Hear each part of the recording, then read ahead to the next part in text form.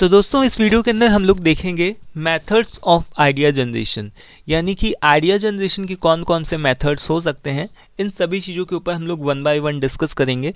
But video को start करने से पहले हम लोग देख लेते हैं कि आइडिया जनरेशन का सिंपली मतलब क्या होता है।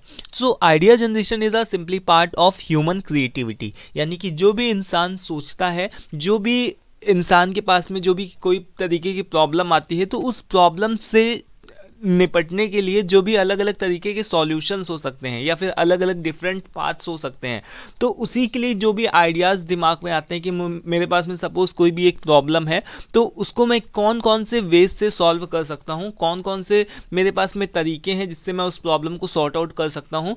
उस प्रॉब्लम को सॉर्ट आउट करने के कौन कौन से तरीके हो सकते हैं, इसी को हम क्या बोलते हैं कि मेरे पास में कोई आइडिया है। ठीक है, तो आइडिया जनरेशन का सिंपली मतलब यही होता है कि एक एक तरीके का ये पार्ट है आइडिया जनरेशन ह्यूमन क्रिएटिविटी का, जिससे कि जो भी प्रॉब्लम्स होती हैं ह्यूमंस की लाइफ में, तो उसको वो किस तरीके से सॉल्व कर सकता है, तो आइडिया जनरेशन के थ्रू वो सॉल्व कर सकता है। ठीक है, तो अब हम लोग देख लेते हैं यहाँ पर मेथड्स क्या क्या हो सकते हैं, कौन कौन से मेथड्स हो सकते हैं आइडिया जनरेशन के। तो सबसे पहला हमारा आता है ब्रेन स्टॉर्मिंग। ब्रेन स्टॉर्मिंग आप लोगों को मे बी आपके लिए नया वर्ड हो और मे बी आपके लिए बहुत एक नॉर्मल भी वर्ड हो सकता है। तो ब्रेन स्टॉर्मिंग का मतलब जैसे कि आप समझ रहे हो ना कि ब्रेन स्टॉर्म का मतलब ये होता है जैसे कि आपके पास में सपोज दैट कोई भी प्रॉब्लम है, आप किसी भी चीज़ के ऊपर आप काम कर रहे हो, तो आपको उसका सॉल्यूशन नहीं मिल रहा है, तो आपका जो लगातार दिमाग जो है उसी चीज़ पे उसके प्रॉब्लम के सॉल्यूशन पे लगातार आप उसका सॉल्यूशन ढूंढने पे जो भी आपका दिमाग लगा रहता है, और जब तक आपको सॉल्यूशन नहीं मिल जाता है तब तक आपके दिमाग को ठंडक नहीं पहुंचती है। ठीक है, यानी कि आपको अच्छा फील नहीं होता है, आपको सेटिस्फैक्शन नहीं फील होता है, तो इसी को हम क्या बोलते हैं, ब्रेन स्टॉर्मिंग। तो ब्रेन स्टॉर्मिंग का सिंपली मतलब यही है कि कोई भी प्रॉब्लम जब भी आती है, तो उस प्रॉब्लम को जब तक आपके दिमाग में जो भी आइडियाज़ चलते रहते हैं, जो भी आपका जो दिमाग है वो काम करता रहता है कि उस प्रॉब्लम से कैसे आप निकल सकते हो, उसको ही हम क्या बोल सकते हैं, ब्रेन स्टॉर्मिंग बोल सकते हैं।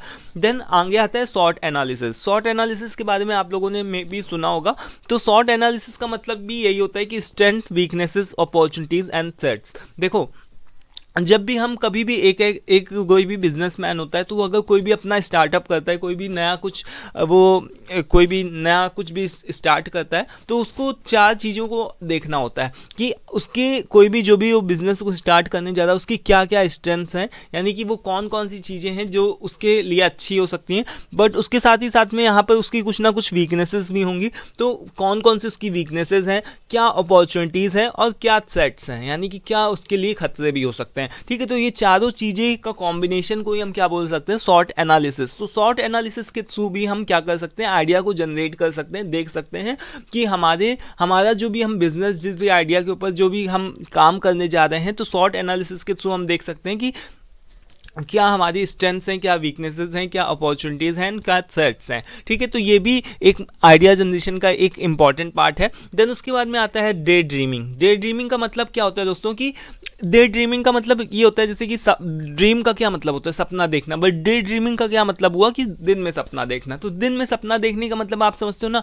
कि कोई भी आदमी लेटा हुआ है, वो कुछ भी अपने ख्याली पुलाव पका रहा है, तो उससे भी क्या कई बार होता है कि हमारे पास में, मान लो हमारे पास में कोई भी प्रॉब्लम ऐसी है जिसका सॉल्यूशन हमको बहुत दिनों से नहीं मिल रहा है, तो हम अपने दिमाग को खाली करते हैं, यानी कि हम आराम से बैठते हैं, जो अपने जितने भी एफर्ट्स होते हैं उन सभी को लगाना छोड़ देते हैं, आराम से बैठते हैं, अपने दिमाग को फ्रीली मूव करते हैं। यानी कि यहाँ पे देखो लिखा हुआ है कि फ्रीली मूव करते हैं, जहाँ भी जिस भी डायरेक्शन में हमारा जहाँ भी दिमाग जाना चाहता है उसको जाने देते हैं। ठीक है, जब भी हमारे पास में बहुत सारी प्रॉब्लम्स होती हैं और हमको उनका सॉल्यूशन नहीं मिलता है, तो उसका सिंपल सा बेस्ट फंडा यही कि अपने दिमाग को खाली छोड़ दो, जहाँ भी जो होना होगा देखा जाएगा। ठीक है, तो वही है क्या मतलब कि freely and imagine without constraints, यानी कि उसको किसी भी एक पर्टिकुलर दिशा में नहीं लगाना है कि हाँ तुमको ये करना है, अपने दिमाग को खाली छोड़ दो, जहाँ उसको जाना है, जो उसको सोचना है वो सोचने दो। ठीक है, तो इससे भी क्या होता है, कई बार आइडियाज़ आपके दिमाग में नए नए जनरेट होते हैं। ठीक है, इसके बाद में दोस्तों माइंड मैपिंग। माइंड मैपिंग का मतलब ये होता है,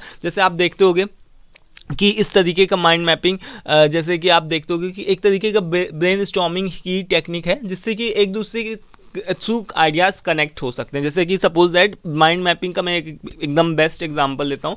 सपोज़ कि मुझे अपने एग्ज़ाम के लिए प्रिपरेशन करना है, तो मैं क्या करूँगा, माइंड मैपिंग के थ्रू क्या करूँगा कि मैं एक तरीके का अपना टॉपिक लिखूँगा। एक टॉपिक यहाँ पर लिखा मैंने बीच में, ठीक है, उसके कौन कौन से पार्ट्स हो सकते हैं, उसके बाद में उसके कौन कौन से सब पार्ट्स हो सकते हैं। यानी कि माइंड मैपिंग का क्या मतलब हुआ कि हम उसके अलग अलग सब पार्ट्स और सब पार्ट्स को डिवाइड कर दें, जिससे कि हमारे दिमाग में वो चीज़ छप जाएगी, हमारे दिमाग में वो चीज़ बन जाएगी। ठीक है, माइंड मैपिंग का यहाँ पर मैं आपको एक छोटा सा डायग्राम बना करके दिखा देता हूँ। सपोज ये हमारा मेन टॉपिक है किसी भी सब्जेक्ट का, उसके बाद में हमारे कौन कौन से उसके अंदर कौन कौन से पॉइंट्स आ सकते हैं। सपोज दैट इस तरीके से हमारे पास में 3 मेन पॉइंट्स हैं, ठीक है। उसके बाद में भी उसके अंदर भी कोई छोटे छोटे से सब पॉइंट्स होंगे, तो हम इसको क्या कर सकते हैं, एक तरीके से दिमाग में छापने के लिए कागज़ में ऐसे करके बना सकते हैं। तो हम जब लिखेंगे ना अपने एग्जाम्स में, तो हमको ये सारी चीज़ें एकदम हमको ये हमारे दिमाग में छप जाएगा, तो हमको बहुत ही आसानी होगी उसको लिखने में। ठीक है, देन उसके बाद में 5th नंबर पे आता है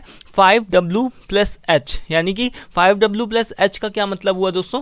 5W+H का मतलब हुआ कि who, what, when, where, why and how. यानी कि जब भी हमारे पास में कोई भी प्रॉब्लम होती है या फिर हम कोई भी तरीके के आइडिया के ऊपर काम करते हैं, तो हमको ये चीज़ देखना होता है कि किसने किया, कैसे किया, क्या किया गया। ठीक है, तो ये सारी चीज़ों के थ्रू भी हम क्या कर सकते हैं, अगर हम इन क्वेश्चंस के आंसर्स को फाइंड कर लेते हैं, तो हमारे पास में आइडिया जनरेशन के ऊपर ही हम बेसिकली काम कर रहे होते हैं। देन एम्प्लॉयज़ की वर्कशॉप कराई जाती है, जिसमें से एम्प्लॉयज़ की क्रिएटिविटी को निकाला जाता है। एम्प्लॉयज़ के पास में क्या क्या बेसिक आइडियाज़ हो सकते हैं, क्या क्या सजेशंस हो सकते हैं, एम्प्लॉयज़ की सजेशंस को देखा जाता है। मे बी कुछ लोगों के सजेशंस बहुत ही फ़नी हो सकते हैं, बट जो दूसरे होंगे उनके मे बी बहुत ही अच्छे सजेशंस हो सकते हैं। ठीक है, तो एम्प्लॉयज़ की वर्कशॉप के थ्रू भी आप क्या कर सकते हो, आइडिया जनरेट कर सकते हो। देन इसके बाद में स्कैम्पर। ये स्कैम्पर क्या है दोस्तों, एक तरीके की टेक्निक है, ये एक तरीके का एब्रीविएशन यानी कि एक्रोनिम है या फिर शॉर्ट फॉर्म इसको आप बोल सकते हो। किसकी शॉर्ट फॉर्म है, जब भी आपके पास में कोई भी आइडिया होता है तो आप उसको क्या कर सकते हो, सब्स्टिट्यूट कर सकते हो,